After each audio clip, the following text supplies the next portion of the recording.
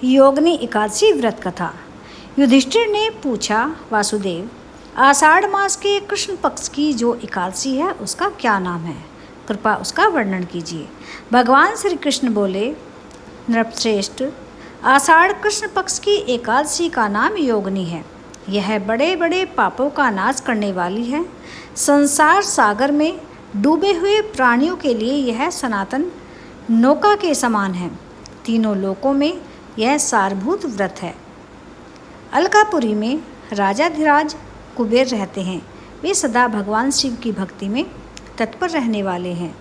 उनके हेमवाली नाम वाला एक यक्ष सेवक था जो पूजा के लिए फूल लाया करता था। हेममाली की पत्नी बड़ी सुंदरी थी।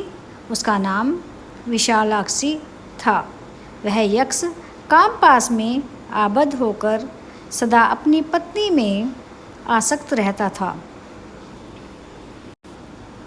एक दिन की बात है, हेमवाली सरोवर से फूल लाकर अपने घर में ही ठहर गया और पत्नी के प्रेम का रसास्वादन करने लगा। अतः कुबेर के भवन में न जा सका। इधर कुबेर मंदिर में बैठकर शिवजी का पूजन कर रहे थे। उन्होंने दोपहर तक फूल लाने की प्रतीक्षा की।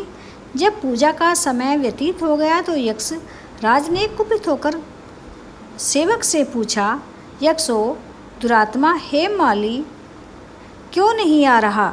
इस बात का पता लगाओ।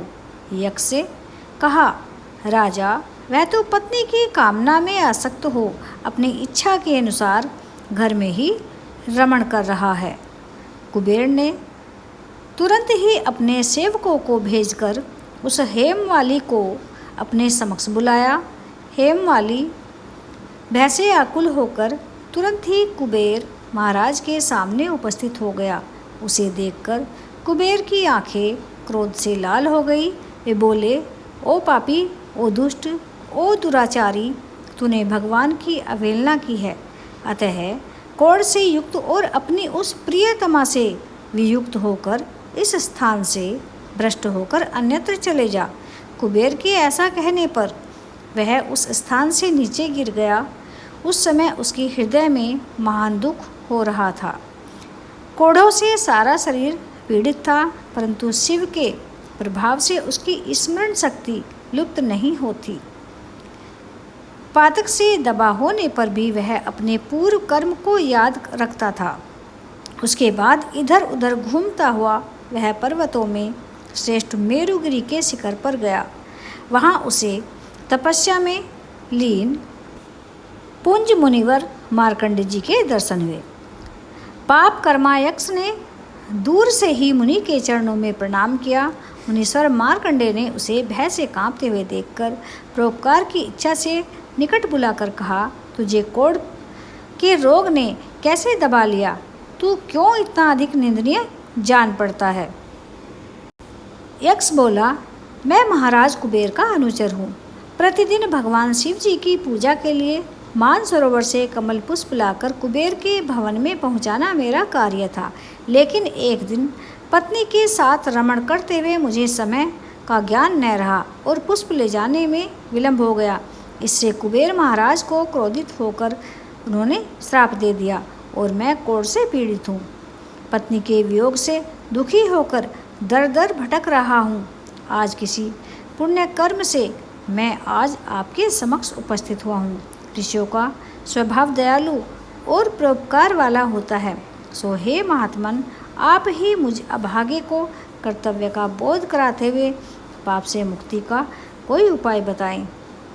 मार्कंड जी कहते हैं कि तुमने यह सही बात कही है, असत्य भाषण नहीं किया है, इसीलिए मैं तुम्हें कल्याणप्रद व्रत का उपदेश करता हूँ। तुम आषाढ़ के कृष्ण पक्ष की योगिनी एकादशी का व्रत करो।